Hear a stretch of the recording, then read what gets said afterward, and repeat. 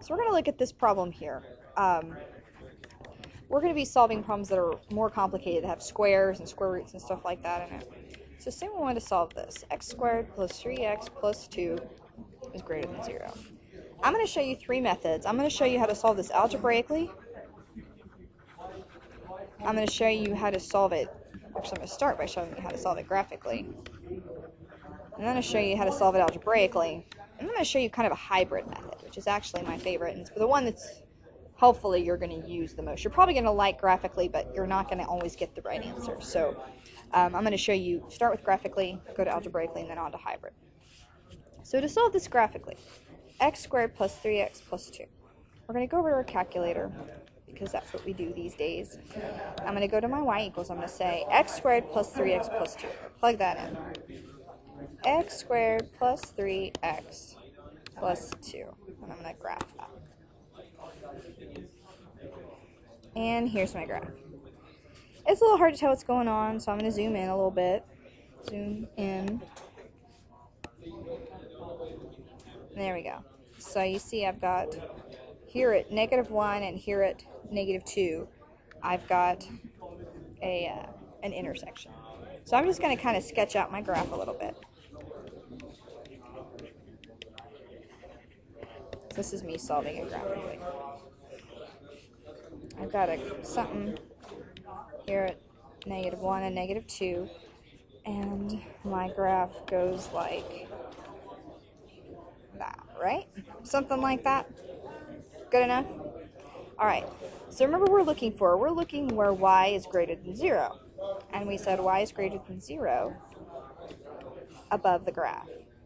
Y is greater than 0 above the graph. But not on the graph, not on the line. Sorry, I meant to say above the line. Not on the line. So not on the line. So we'll put some open circles. Not on the line, but above the line. Not on the line, but above the line. See? So now if we look at it, we'll do it just like we did on that linear problem. We'll say, well, the domain goes from, if I read from left to right, remember reading from left to right, goes from -infinity to -2, but doesn't include that point. And then it goes from -1 to +infinity, and that's it. You're done. Okay. So why don't I just solve it always like this? Well, I'll show you why. Well, I'm showing you a more straightforward problem so that I give you the hard problem, you don't freak out. Okay, so solving it graphically, not too bad, right? Give me 50 problems like that, I'm ready to go. Right, so let's look at solving it algebraically. This is going to be your least favorite method. And if it's not, it's because you're crazy. So I'm going to look again here. And here's my strategy. And I'm going to use some of these methods for the hybrid as well. First, I'm going to get everything to one side of the equation.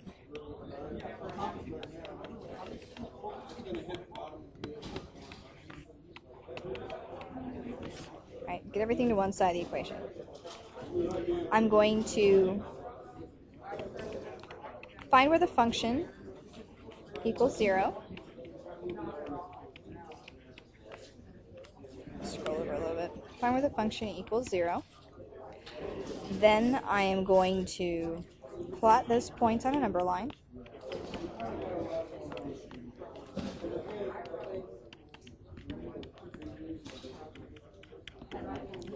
I'm going to say, and this is going to sound a little weird, but we'll get there. I'll explain it.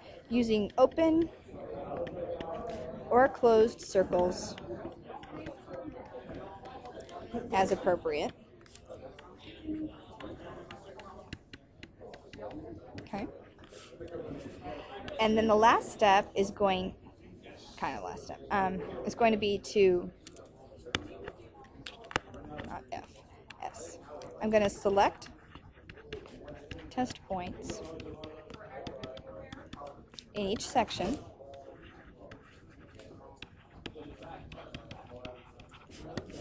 Then I'm going to test them.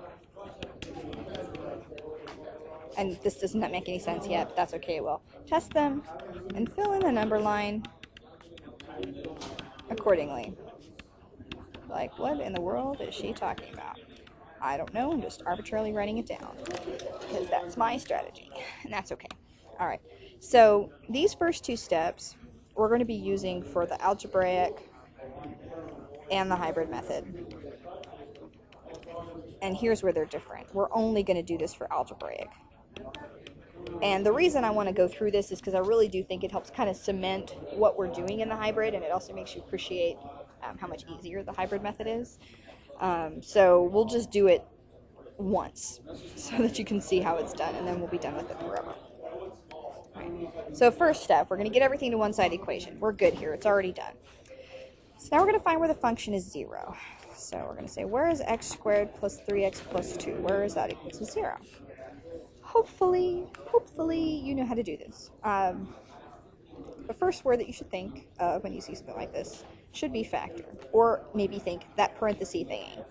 That parenthesis thingy means factor. So since that's an x squared, those are both x's. Those are both plus. These are both plus. If you're short on this, there's plenty of review videos available. And the numbers here are going to be, think about it, got it? The numbers here are going to be 2 and 1. So x plus 2 is 0, or x plus 1 is 0. So that means x is negative 2, or x is negative 1. And that's good, right? Because negative 2 and negative 1, those kind of correspond to this thingy we had right here, right? We had negative 2 and negative 1. So you shouldn't be too shocked, because, I mean, we should get the same answer no matter what method we use, right? As long as it's legitimate. So we're on the right track. Okay. So we've done that. Oh, now the next step is to plot these on a number line. Like, what does she mean by that? I'll show you. Here's my number line. In fact, I'm going to pull my number line down because I'm going to need some space. So I'm just going to put a 0 there as kind of a placeholder. Negative 1, negative 2. And then I said using open or closed circles is appropriate. Now what I mean by that is right now we're looking at a greater than sign. These values here are where it's equal to 0, right? You see what I'm saying? These values, negative 2 and negative 1, are where this is equal to 0. So we don't actually want to include those points in our solution, right? Because those are where it's equal. We want only greater than, not greater than or equal to, just greater than. So we're going to put open circles on these points. Open circles on these points and say, okay, well, these points are important. We know they're important, but they're not points that we actually want to have in our solution. So now what you have is you have a number line. So we've already finished these first two steps. But now what you have is you have a number line with 3 sections. You have a section here, you have a section here, and you have a section here. Do you see that? You have 3 sections. 1, 2, 3. Now these 3 sections, if you're paying close attention, correspond with 3 sections here. You had this section, you had this section, and you had this section. You had 3 sections in your graph, and once you find the zeros, you have 3 sections on your number line. And these sections are really, really important. And the reason for that is if something is positive, because what we're mostly concerned is above the line or below the line, right? Above the line, greater than 0, below the line, less than 0. If something is, and I'm gonna regraph this over here right quick so I don't mess up my pretty graph. But so this is our graph, and we said these are our sections. I'm gonna kind of draw some lines here. So section 1, section 2, section 3. Now, if something is in this section, if I pick any point in this first section, if I pick this point right here, if I, say this is negative 3, if I do f at negative 3 and f at negative 3 is positive, then anything else in that section is going to be positive. If anything in this, I'm going to say that again, if anything in this section is positive, then everything else in it will be. If anything in this section is negative, so if I evaluated it, negative 1.5 or something, if that turns out to be negative, then everything else in there is going to be negative. Same over here, if I evaluate f equals 0 and that's positive, then everything else in that section is going to be positive. Say, well, why? I mean, can it just arbitrarily be negative? Well, no, because the only way to get from positive to negative is to go through the x-axis. The only way to get from positive, let me say this again, the only way to get from positive to negative is to actually go through another point. So we had here's where it was 0 and here's where it was 0. The only way, pretty much, there's another way, but it's asymptotic if you care. The only way to get from positive to negative is to actually go through here. So if that would have happened, we would have made another section. We would have 4 sections. So every time something interesting happens, they can either happen, don't worry about it, I'll get there in a second. Every time something interesting happens, you get a new section. So and within that section, everything's going to be the same sign. So everything's either going to be positive or everything's going to be negative, period. Because again, the only way to go from positive to negative is to go through the origin or to have an asymptote. So the other way, I'll go ahead and get to it. The other way that you could do this would be if this one went up forever this direction and then the graph came and did something like this. Then you would go, then you could go from positive to negative, but we'll be looking for those two. So that would be a new section. That would be a new section. So anywhere within a section, though, if something is positive, everything in that section is going to be positive. If in a section something is negative, everything else in that section will be negative. Okay, so I'm going to get rid of this.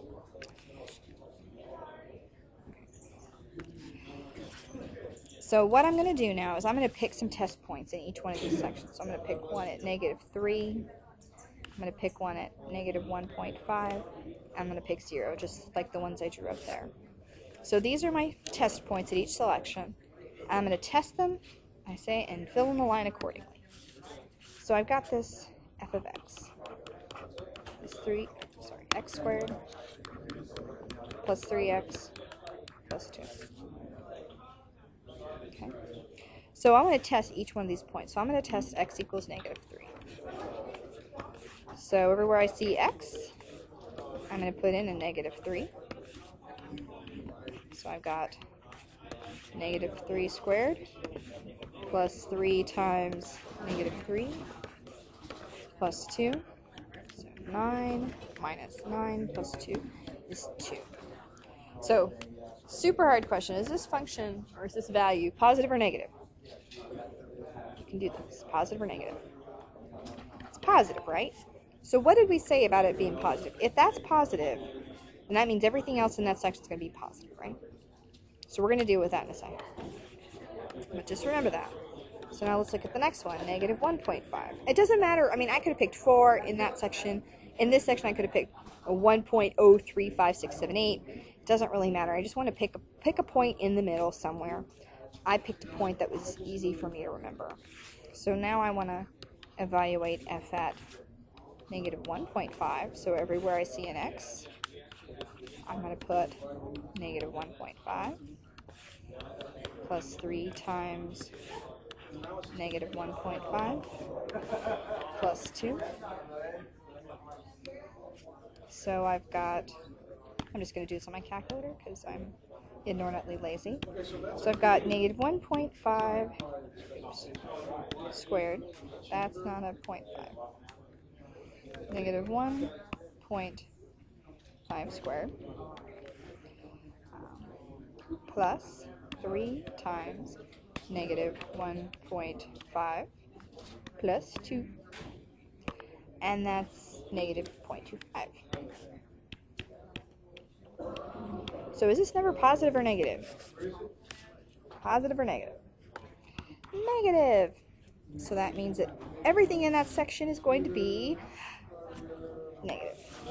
That's so exciting. Alright, test the last point.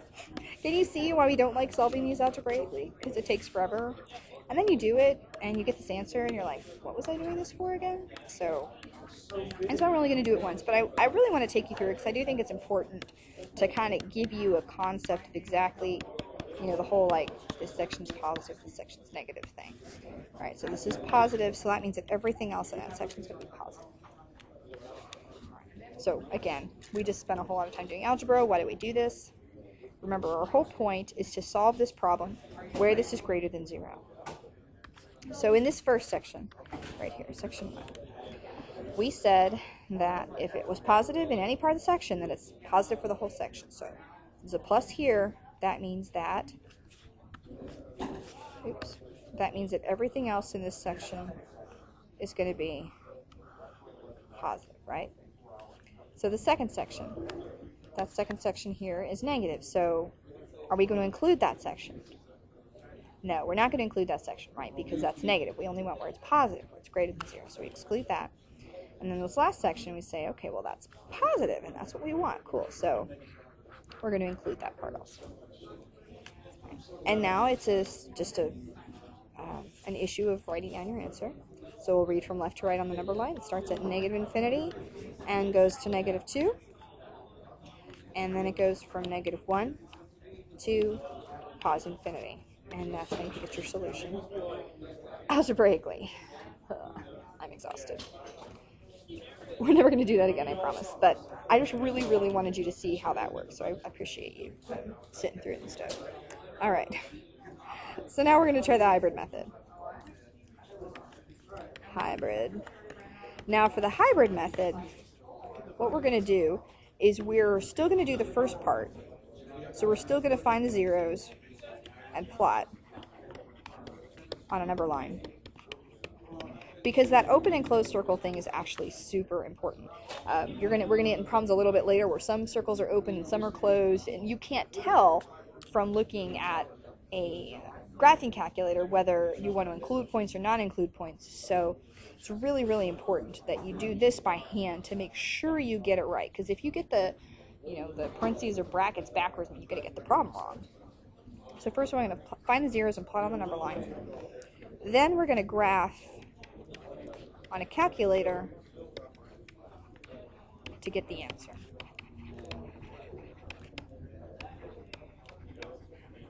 Or to, guide us to the answer, however you want to put that. All right, so I'm going to rewrite my problem because I keep forgetting. X squared plus 3x plus 2. Now we already did this, so we've already done the first part. So got my, I'm not really sure what I'm doing. Let me try this again. So I got my number line. We did this before. I had a 0, negative 1, I had a negative 2. I had my open circle. So we're here. We're at this point. So now what I'm going to do is underneath this, I'm going to plot, make a little graph. And I'm always going to line up my 0 with that axis. So that's why I always like to put a 0 there. That's always going to be lined up right because that's where x is 0. Okay. So now we've got still our 3 sections. This last one, this isn't a section. This is the section. Remember, because our sections only are between the green circles. All right, so I'm going to go in here, and I've already graphed this, but I'm going to graph it again. I'm going to use the regular window. Oops, zoom standard. So there's my graph. And I'm going to look at this graph pretending I had never seen it before. And I'm going to say, oh, okay, so in this first section, I'm above the line. Right? In this first section, I'm above the line. In this next section here, I could zoom in if I wanted. I've already done it, though, so I'm not going to do it again. In that, that's really, I'm going to be below the line, right? And on the other side of that section, the last section, I'm going to be above the line. Okay? Above the line, below the line, above the line. That's all we care about. I don't care, how far down this goes. You can make it, super loopy or whatever. It doesn't matter. All we care is above the line, below the line. And now I go answer my question. I say I'm looking for greater than 0. So I want this part here. So that part here is associated with that section. Come on now. That part there is associated with this section. What about the middle section? Am I going to include that? No, right? Because that's below the line. Below the line, don't include. And then the last section is above the line. So above the line. So I'm going to, come on now, don't be so irritating. Above the line, so I'm going to include that. And again, and you're actually already done. Again, I could write my answer going from left to right, negative infinity to negative 2, and then negative 1 to infinity. And you're good to go. Alright?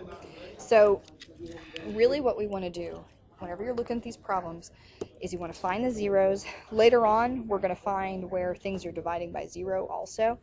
The open and closed circle is what's going to get you. Once you get the zeros, then you have to worry about where the circles are open and closed. And I kind of feel like once you've got that done, as long as you plug it in your calculator right, you're kind of home free because you've done the hard part. And that's why I really like doing it this hybrid method, because you find the zeros, you plot them, then you never worry about it again.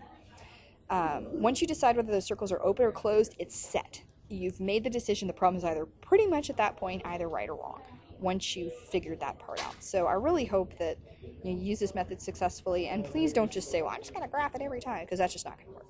And I'll show you a couple of examples of that in a minute. So isn't this exciting? And you've got like a whole lot more of these to do.